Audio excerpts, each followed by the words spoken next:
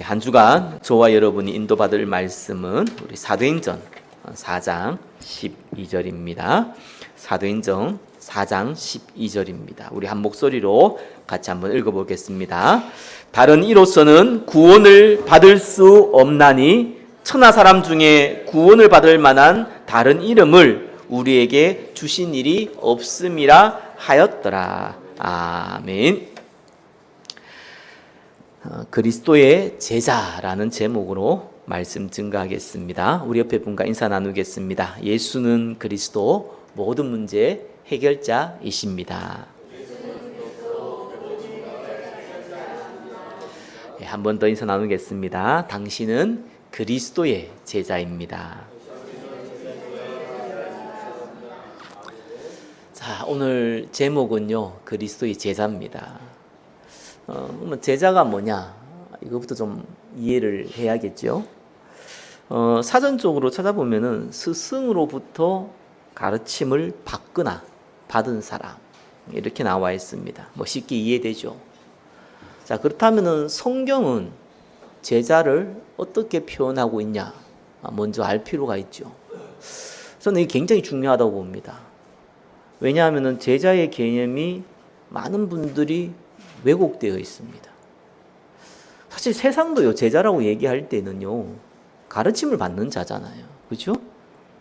윤리 도덕적으로 굉장히 뛰어난 자를 보고 제자라고 하지 않습니다. 학교에서 스승이 있고 제자가 있잖아요. 근데 우리는 굉장히 율법적인 걸 많이 따지고요, 윤리 도덕적인 걸 많이 따지고, 충성된 거 많이 따집니다. 저는 좋은 거라고 봅니다. 그거 자체는요. 그거를 제자라는 부분에 집어넣어 버리니까 저와 여러분들이 중요한 제자로 부름받았는데 본인이 제자인지 모르고 움직이시는 분도 있고요. 좀 이거는 어폐가 있는 표현인지 모르겠지만 제자 아닌데 다른 사람이 제자로 착각하는 경우도 의외로 많습니다. 자, 구약에는요, 제자라는 단어를 히브리어로 탈미드라는 단어를 썼어요. 이거는 하나님의 가르침을 받는 자라는 뜻이거든요. 세상에서 말하는 제자와 비슷한 의미, 같은 의미죠, 그죠? 이제 대상이 하나님으로부터 가르침을 받는 자라니까 똑같습니다. 자, 근데 신약에서는요, 제자란 단어를 뜻밖의 단어를 썼습니다. 그게 메테테스라는 단어예요. 이제 헬라어죠. 뜻이 뭐냐니까 예수를 그리스도로 고백하는 자, 이런 뜻입니다. 제자의 의미가 비슷한 것 같지만 완전 달라요. 세상에서 가르침을 받는 자 이런 게 아니고요, 또 구약에서 얘기했듯이 하나님부터 가르침을 받는 자 이런 의미가 아니라 예수를 그리스도로 고백하는 자라, 그 단어를 썼습니다.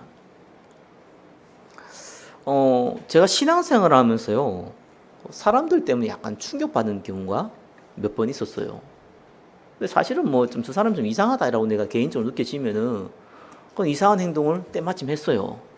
그거 보고 제가 충격받거나 그렇진 않거든요. 별로 충격될 일이 없죠. 원래 그럴 줄 알았다 머릿속으로 이런 생각하지 그거 가지고 막 내가 충격된다 이럴 일은 없죠. 그런데 좀 이 사람은 그리스도의 제자 같다라고 느껴졌는데 어떤 한 사건을 통해서 굉장히 육신적인 사람이구나 라고 이렇게 느껴지면요, 조금 충격이 되더라고요. 근데 이제 그거보다 훨씬 더 큰 충격도 있었어요. 어떤 경우냐니까요, 그리스도 제자라고 생각을 했는데 중요한 순간에 육신적인 선택을 하는데 그까지는 괜찮은데 영적인 선택하는 사람들은 완전히 쑥대밭을 만들어 놓더라고요. 좀 그런 거 좀 몇 번 봤거든요. 약간 충격이 돼요, 그거는. 이 마귀 제자인가 싶을 정도. 마귀, 세상 사람도 하지 않는 행동 있잖아요. 그런 행동들을요, 말 그대로 죽으라 이거지, 너희들. 이렇게 이제 하는 거 보면서, 제가 많은 걸 배웠습니다. 그래서 제가 이 단어가 생각나더라고요. 메테데스라는 단어가. 이때 내가 이해가 됐어요.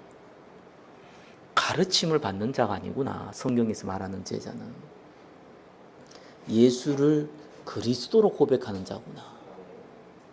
여러분 잘 알잖아요. 예수를 그리스도 고백한다는 말이 흉내내는 게 아니잖아요. 예수님은 그리스도입니다. 이렇게 말 따라하는 그 의미가 아니잖아요. 베드로가 마태복음 16장 16절에 주는 그리스도시요 살아계신 하나님의 아들이십니다 고백했어요. 이 말이 그냥 의미가 아닙니다. 그죠? 창세기 3장 이후로 모든 인간은 원죄 아래 빠졌잖아요. 그 문제 해결할 유일한 그리스도. 모든 사람은 사단의 운명 속에 빠져 있습니다. 이 문제 해결할 유일한 그리스도. 모든 사람은 지옥 갈 수밖에 없어요. 영적으로 죽었기 때문에. 이 문제 해결할 수 있는 유일한 그리스도. 이 말이잖아요.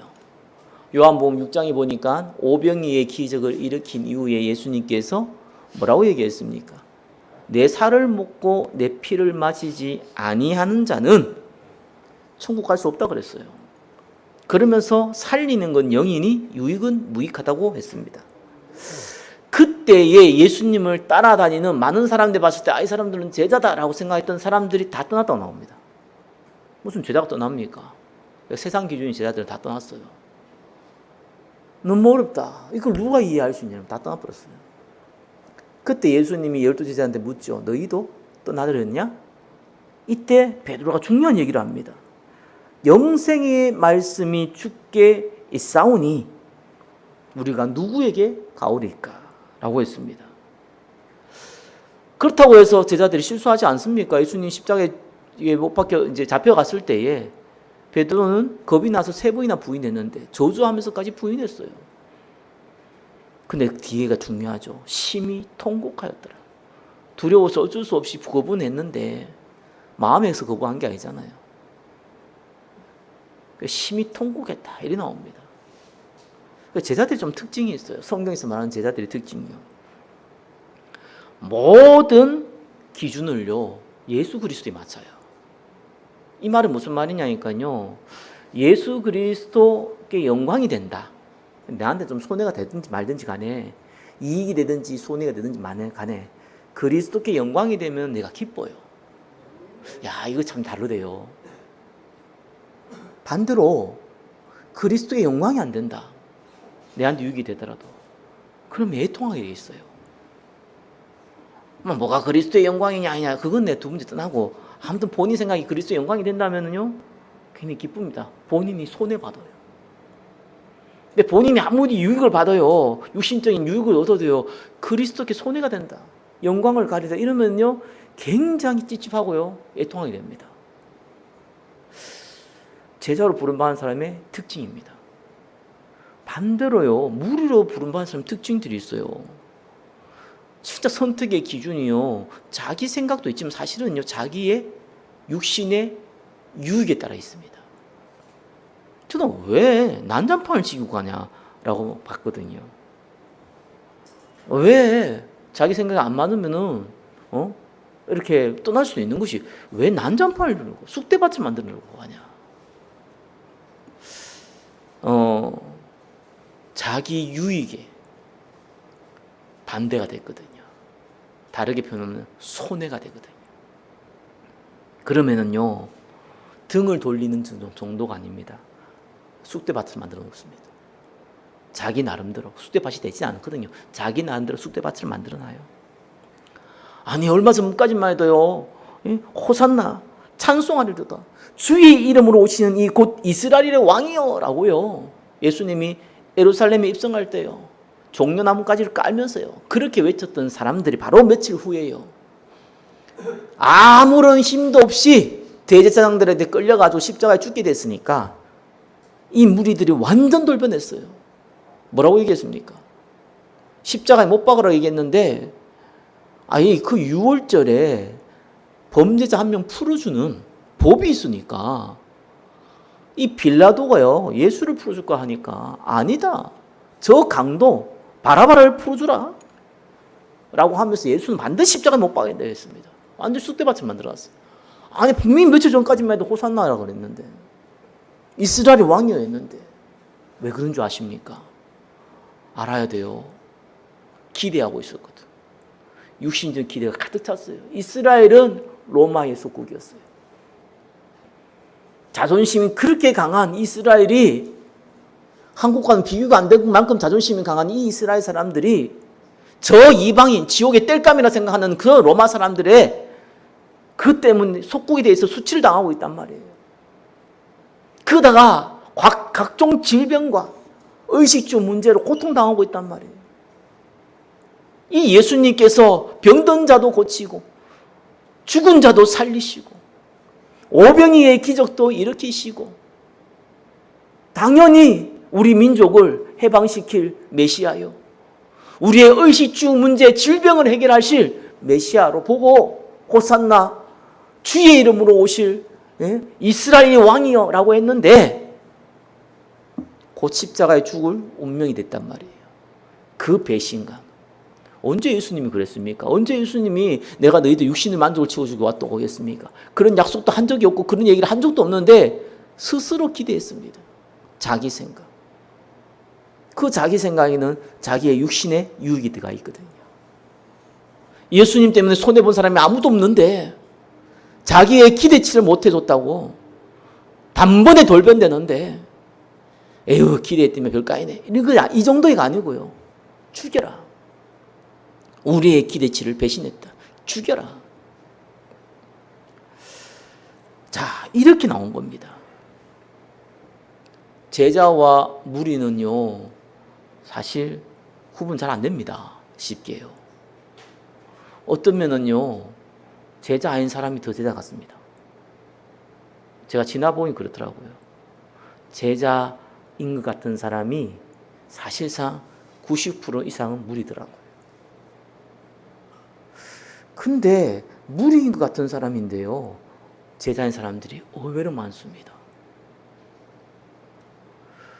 이게 언제 딱 구분되냐니까요, 내 생각 정도가 아니고 내 생각과 육신의 유익과 연결되어 있을 때, 거기에 손해 올 때 진짜 돌변합니다. 사람. 세상도 그렇게 돌변 안 하거든요. 왜냐하면 세상은 대가를 치러야 돼요. 그렇게 돌변하면. 근데 교회는 대가를 안 치른다는 걸 알아요. 육신적인 대가를. 그래서 난장판을 만들어 놓습니다. 보면서 제가 그렇구나. 그래서 메테테스라는 단어를 썼구나. 제자는 예수를 그리스도로 고백할 수 있는 자구나. 오늘 말씀 통해서 저와 여러분이 왜 그리스도의 제자인지 확인하셔야 돼요. 여기 있는 분이 왜 그리스도의 제자인지 저는 확신하거든요. 여기 있는 분들이 그리스도의 제자라는 걸. 안 그러면 앉아 있을 수가 없어요. 제자의 특징은요, 대학 때 유익이 안 되면 못 견딥니다. 자리라든지 명예심이라든지 물질적이라든지 뭔가 유익이 있어야 돼요. 육신적인 유익. 영적 유익 말고 육신적 유익이 있어야 돼요. 영적 유익은 없어도 괜찮아. 육신적 유익은 있어야 돼요. 근데 이 육신적 유익이 손해본다, 못 견딥니다. 그래서 여러분들 제자가 맞아요. 그리고요, 복음 지속적으로 못 들어요. 육신적 유익도 없는데. 어쩔 수 없습니다. 복음 강조한 건 못 듣습니다. 복음 강조한 걸 못 듣는 게 아니고요, 육신적 유익이 없는데 복음을 강조한다, 못 듣습니다. 육신적 유익은 있다, 복음 강조한다, 어차피 복음 안 들으니까 상관없는데 육신적 유익도 없는데 복음을 강조한다, 더 못 듣습니다. 그걸 확인하셔야 돼요. 또 그리스도께서 참 재미있죠. 우리를 제자로 불러도 바로 안 쓰거든요. 제자화를 시켜놓고 사용하세요. 어떻게 그럼 우리가 제자화 되어야 됩니까? 오늘 말씀 통해서 확인하시고 그 축복 누리시기를 예수 그리스도 이름으로 축원합니다. 첫 번째입니다. 전도자로 부름받은 그리스도의 제자. 1분의 1번 은혜죠. 저와 여러분 잘 아셔야 돼요. 세상은요, 스승이 제자를 선택하는 것 같지만 그렇게 못합니다. 혹 내가 아내를 제자로 삼겠다 그러면요, 네가 뭔데, 이런 사람들 많고요. 분명히 또 선택하더라도 제자도요, 스승을 선택을 해야 돼. 양쪽이 손뼉을 취하지만 가능해요. 그럼 오늘날 시대는요, 제자가 스승을 선택하는 경우가 훨씬 많죠. 여러분 배우러 가려면 돈 내고 들어가잖아요, 그죠? 여러분이 선택하는 거예요. 운동을 배운다, 언어를 배운다. 뭐 다 여러분이 선택하는 거예요. 가르쳐 주는 사람들이 있으니까 그 사람 내가 선택을 하는 거죠. 그 사람들 여러분 선택하지 못해요. 어떤 면에서는. 영적 것도 마찬가지예요. 뭐라고 나옵니까? 디모데 후서 4장 3절에는요. 자기 사역을 따를 스승을 많이 둔다고 얘기합니다. 내한테 좋은 얘기해 준 사람. 그렇죠? 그런 사람을 많이 둔다고 얘기합니다. 그러니까 자기가 스승을 많이 두는 거예요. 그게 세상입니다. 그런데 성경은 반대예요. 저와 여러분이 그리스도를 선택할 수 없어요. 에베소서 2장 1절이 나왔죠. 허물과 죄로 죽었다. 죽었는데 어떻게 선택을 합니까? 죽었기 때문에 선택이 안 돼요. 그래서 에베소서 2장 8절 은혜가 필요한 거예요. 구원받으려면 예수 그리스도를 믿어야 될 거 아니에요. 그 믿음을 은혜로 주셨단 말이에요. 그 은혜가 필요해요. 그 믿음을 받은 저와 여러분이 믿음의 고백을 한 겁니다. 예수는 그리스도라고. 그죠? 하나님의 선물이라. 누구든지 자랑하지 못하게 하려 합니다. 성경은 제자란 단어, 무리란 단어를 쓰죠? 왜 제자란 단어를 씁니까? 뭐 무리가 있으니까 제자란 단어를 쓴 거죠. 그죠? 근데 그 무리와 제자는요, 둘 다 구원받은 사람이에요. 구원 안 받은 사람은 불신자. 그죠? 그래서 어떤 사람은 뭐 양과 염소 이런 것도 제자 무리를 구분하기도 하는데, 뭐 알고 가라지 이런 거 제자와 무리 구분하잖아요. 영적 상태로 보면 같은 말인데요. 구원의 관점을 보면 약간 조금 어폐가 있는 말이죠. 제자와 무리는 다 구원받은 사람입니다. 근데 제자는 그리스도께서 또 선택을 했어요. 구원도 하나님의 은혜로 받았는데 제자는 구원받은 사람 중에 또 따로 선택을 해요. 마가복음 3장 13절이죠. 예. 산에 오르자 자기가 원하는 자들을 부르시니라.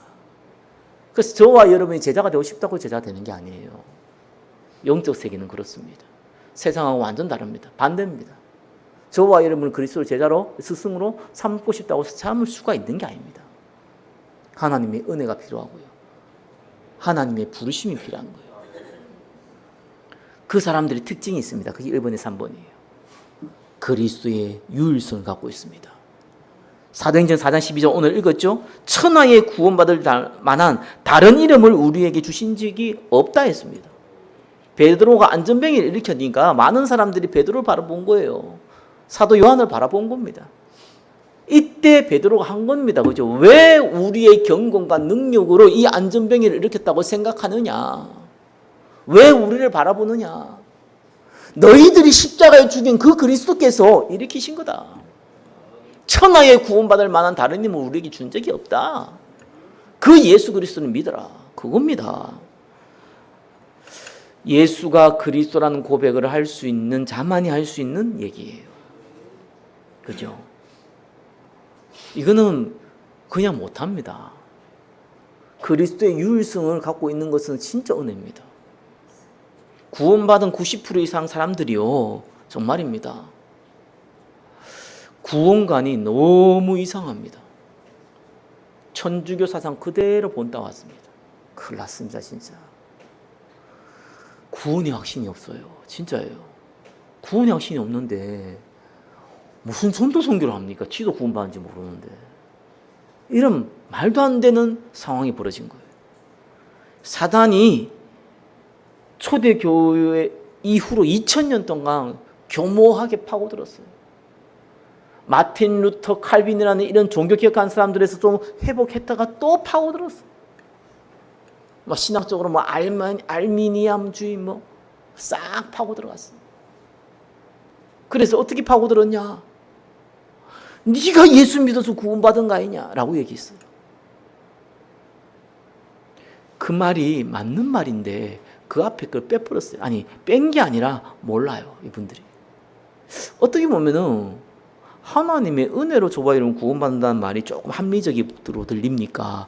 아니면은 저와 여러분 예수 믿어서 구원받았다는 것이 더 합리적으로 들립니까? 후자가 훨씬 합리적으로 들립니다. 세상 기준으로는요. 맞잖아요. 그래서 여기에서 어마어마한 문제가 벌어지는 겁니다. 범죄하면 어떡합니까, 그러면?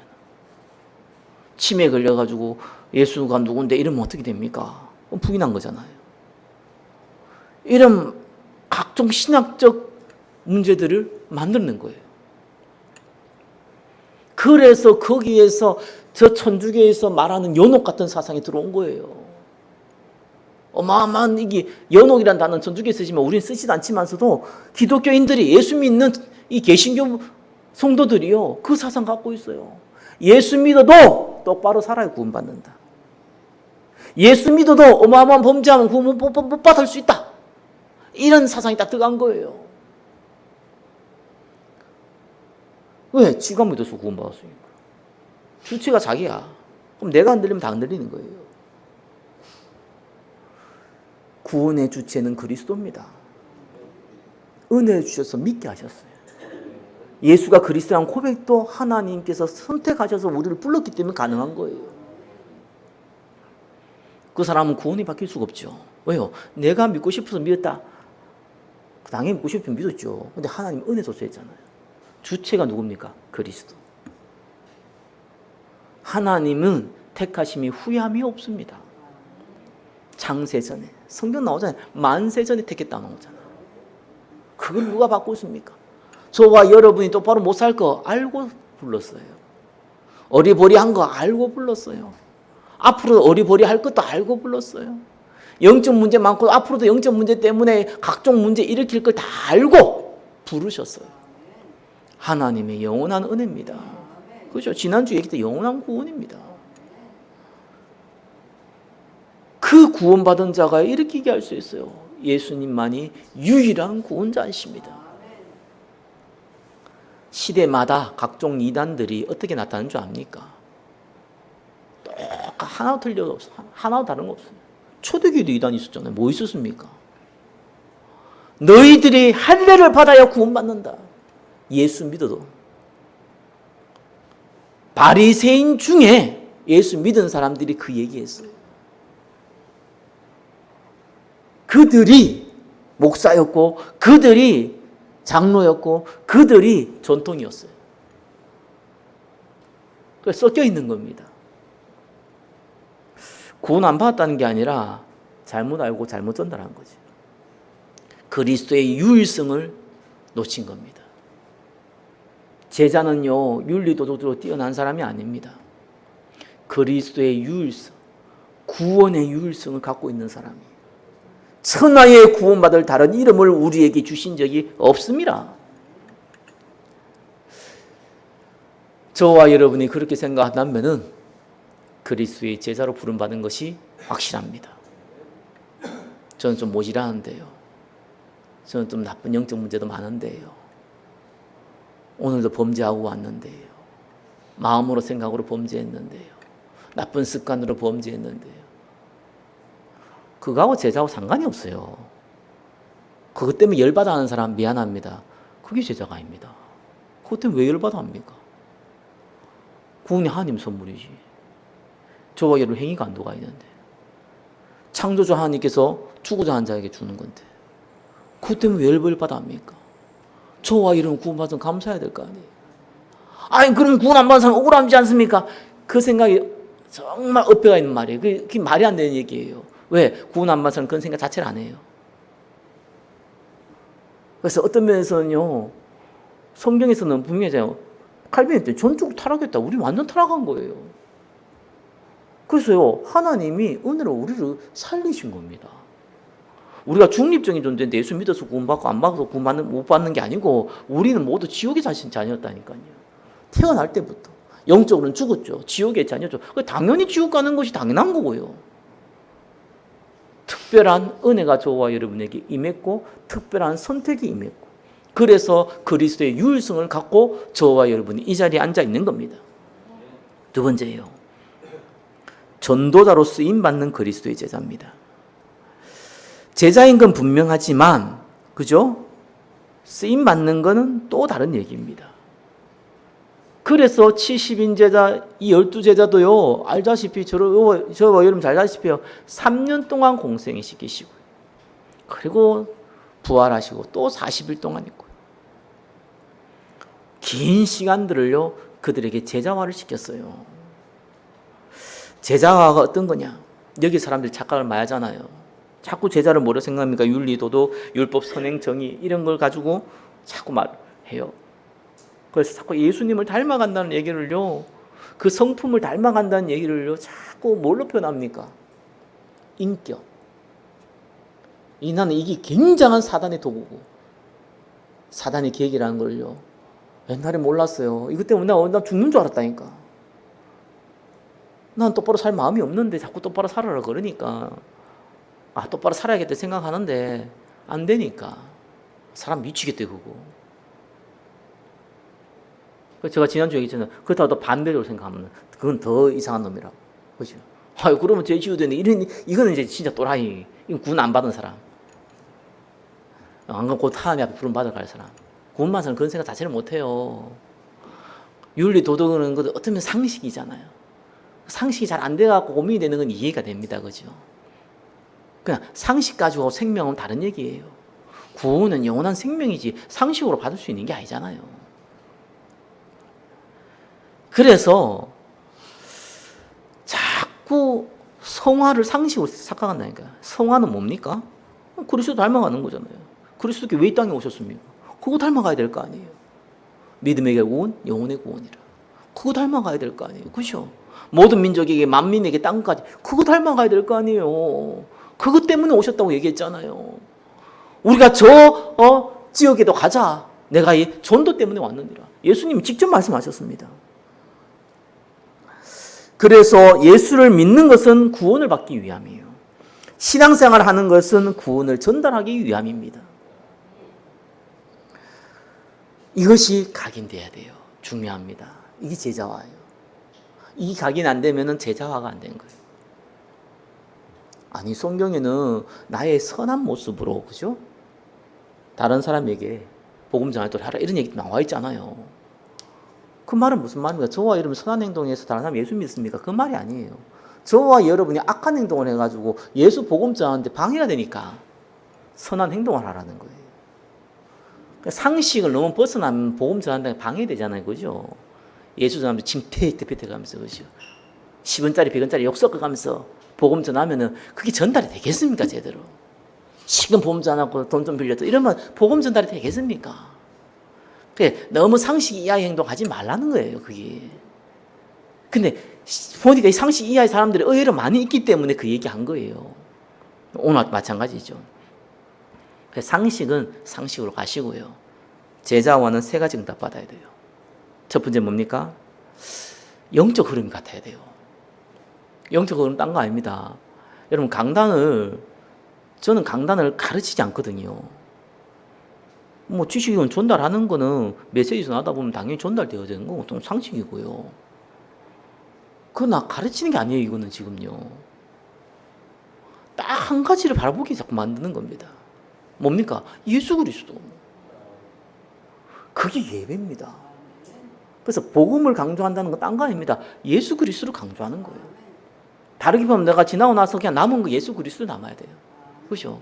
예수 그리스도를 생각해야 돼요. 그렇죠? 뭔 행동을 하고 결정을 할 때요, 복음에 유익되냐, 전도 선교에 유익되냐, 예수 그리스도께서 원하는 그 전도 선교에 유익되냐 안 되냐, 그 선택하도록 만드는 거예요. 그게 예배입니다. 하나님은 영이시니 예배한 자가 영과 진리로 예배할지니라. 성령 하나님께서 우리를 통하여서 세계 복음을 하실 거잖아요. 그렇기 때문에 저와 여러분이 영적 흐름이라는 게 있어요. 영적 흐름을 따라가는 거예요. 언약 예배는 딴 거 아닙니다. 어떻게 하면은 복음 위해서, 어떻게 하면은 그리스도를 위하여, 어떻게 하면 전도, 선교, 제자, 렘넌트를 위하여, 세 가지 뜰을 위하여, 그것 때문에 모든 기준, 판단, 생각하도록 만드는 것이 영적 예배예요. 그게 각인돼야 돼요. 그죠? 그래서 제자화, 그리스도의 제자가 화가 되려면 이 흐름 속에 내가 지속적으로 있어야 돼요. 저와 여러분 쉽게 변질됩니다. 그죠? 메시지 계속 들으라는 이유가 듣고 집에 가가지고 드라마 하나 보고 나면 생각 바뀌어버린다니까요. 영화 한 편 보면 생각 바뀌어버려요. 그만큼 저와 여러분들의 생각과 마음이 쉽게 바뀌고 무너지고요. 변질되기 쉬워요. 그래서 지속적으로 영적 흐름. 우리는 오직 예수, 오직 전도 선교, 오직 하나님 나라. 그겁니다. 그게 예배입니다. 그래서 사람들 자꾸 예배 말씀을 주셨다. 오늘 그리스도의 제자니까 이번 주는 그리스도의 제자의 삶을 살아야지. 예, 맞습니다. 예, 그렇게 자꾸 해석하시는 분들이 의외 많더라고. 제자라고 생각하시는 분들이요. 근데 그분들 참 자세히 보세요. 저는 참 많이 봤는데요. 자세히 보니까 저도 그렇게 신앙생활 했거든요. 제자니까 나 무슨 제자의 삶을, 그럼 제자의 삶을 어떻게 살까? 1번, 2번, 3번 적어놓고요. 막 그거 많이 써요. 하지 말라는 게 아닙니다. 이거 틀린 것도 아니고 나쁜 것도 아니고 좋은 겁니다. 문제는 오직 그리스도만 바라보는 그 본질을요 잠깐 놓치면 어떻게 되는 줄 압니까? 반드시 다른 사람 정죄합니다. 판단합니다. 꾸중물 속에 있었던 놈이 그지요? 똥물 속에 있는 놈을 욕하고 예수님 직접 얘기했잖아요. 지 눈에 들보 있으면서요. 똥물 속에 있는 놈이 꾸중물 속에 있는 사람 욕하는 것처럼 지 눈에 들보 있잖아요. 남 눈에 있는 티끌 비판하거든요. 다 거리됩니다. 그래서 예배는요, 어떤 면에서 저는 개인적으로 막 적고 1번, 2번, 3번 적고 막 이렇게 적는 거는 머릿속에 각인되는 굉장히 도움이 돼요. 교육은 또 그렇게 하는 게 맞아요. 저는 개인적으로 예배 드릴 때는 제가 예배 때 다 적어 놓잖아요. 가능한 한 적지 말라는 얘기도 있어요. 어떤 면에서는. 중요한 것만 적으라는 얘기도 있어요. 그냥 들으면서 맞지. 예수님 내가 이런 문제 고민 많았는데 그래. 내가 하나님이 아는데 왜 쓸데없이 고민했냐. 내가 지금 이걸 어떻게 선택해야 되지. 내가 이런 선택을 하냐. 복음이 유익된다고 내가 선택하면 될 거 아니냐. 그래서 아시아 가려고 하도 하나님 안 했으면 마게도를 돌릴 거 아니냐. 이렇게 저와 여러분들이 판단도 쉽게 만들어주고요. 생각도 쉽게 만들어주고. 복음은 쉬운 거예요. 실타리처럼 꼬인 거는요, 사실 종교입니다. 복음은 쉬워요. 그래, 예수 그리스도 아니면 다 되지. 그렇지? 내가 잘못한 거 있구나. 빨리 갱신하면 되지. 잘못한 것도 없는데 이런 일을 벌였다. 하나님 축복 주려고 그런가 보다. 이렇게 단순한 겁니다. 그게 복음이요. 그 영적 흐름 속에 여러분이 지속적으로 있어야 돼. 그게 돼야 돼요. 두 번째 뭡니까? 영적 상태예요. 이건 또 다른 얘기 돼요. 영적 흐름 속에 있어도요, 상태는 또 달라요. 창세기 3장이 무섭죠. 저와 여러분 태어났을 때 갖고 있던 이 죄의 본성이 정말 무서운 거예요. 그래서 어떤 걸 하나에 중독이 되면은요, 이 죄와 중독과 여러분 상태가 딱 연결되거든요. 그래갖고 자꾸 이거 속에 빠져버리는 겁니다. 아닌데 하면서 빠져요. 그래서 이게 영적 문제긴 한데, 이 빠진다니까요. 사실 나는 개인적으로 봤을 때, 환청이 들린다, 이런 것보다요, 진짜 중독은 무섭더라고요. 왜냐하면 육신하고 직접 연결되거든. 습관하고 직접 연결되거든요. 그래서 이게 영적 상태거든. 내가 복음이 너무 좋고 전도 성경 너무 좋은데 나는 여전히 나쁜 습관 가운데, 나쁜 중독 가운데, 나쁜 배경 가운데 내가 있는 거예요. 그게 또 좋아, 편해, 이상하게. 이거를 바꿔야 되거든요. 근데 이거는요, 진짜 딴 거 없습니다. 성령 역사로 바꿔야 돼요. 말씀은 들으면 되지만요, 이거는요, 기도를 해야 돼요. 다른 기도하면 안 돼요. 기도 많이 한다고 응답 받는 건 절대 아닙니다. 저는 여러분한테 기도 많이 하라는 얘기를 하고 싶지 않아요. 기도를요, 집중을 하되 언약 기도로 집중해야 돼요. 여러분 주머니에 1억이 생기는 게 좋습니까? 아니면 여러분 주변에 하나님 나라가 임하는 게 좋습니까? 1억 생긴 게 좋다니까요. 당장 내 주머니 들어가잖아요. 당장 쓸 수 있잖아요. 근데 이 하나님 나라는 안 보인단 말이에요. 그죠? 그게 우리의 영적 상태란 말이에요. 이거는 스스로는 못 바꿔요. 알아도 못 바꿔요. 그래서 예수님이 마가다락방에 몰아버린 거예요. 그래서 집중하게 만든 겁니다. 그래서 제가 특별 새벽기도 이런 건 굉장히 의미가 있는 거예요. 그날 그 중간 집중을 시키는 거예요. 그래서 마가다락방으로 기도해 이런 건 굉장히 의미가 있는 거예요. 집중을 시키는 거예요. 상태가 딱 바뀌면 어떤 일이 벌어지냐니까요. 그냥 바뀌어 있어요. 또 옛날로 돌아가긴 합니다. 그러나 바뀌어 있어요. 나도 모르게 바뀌어 있어요. 어느 정도 바뀌어 있냐? 전도 선교를 위해서라면은 아무 상관없다. 바뀌어 있어요, 내가. 이 상태거든요. 이게 하나님 은혜죠. 이건 바뀌어야 돼요. 그거를 유지할 수 있다. 유대인들이 복음도 아닌 주제에 그죠? 학생들을 이 방학 때마다 유럽이나 미국에 있는 이 유대인들은요 방학 때마다 따로 모아가지고 교육시키잖아요. 아예 부모 같이 참여를 해버려요. 심지어 직장에 다 휴가 가지고 가서 참여해버려요. 그래서 유대인 사상의 상태를 만들어 놓는 거예요. 우리는 그럴 시간도 없고 그럴 이유도 없습니다. 우리는 언약 기도 집중에 통해서 우리 영적 상태를 바꿔놔야 됩니다.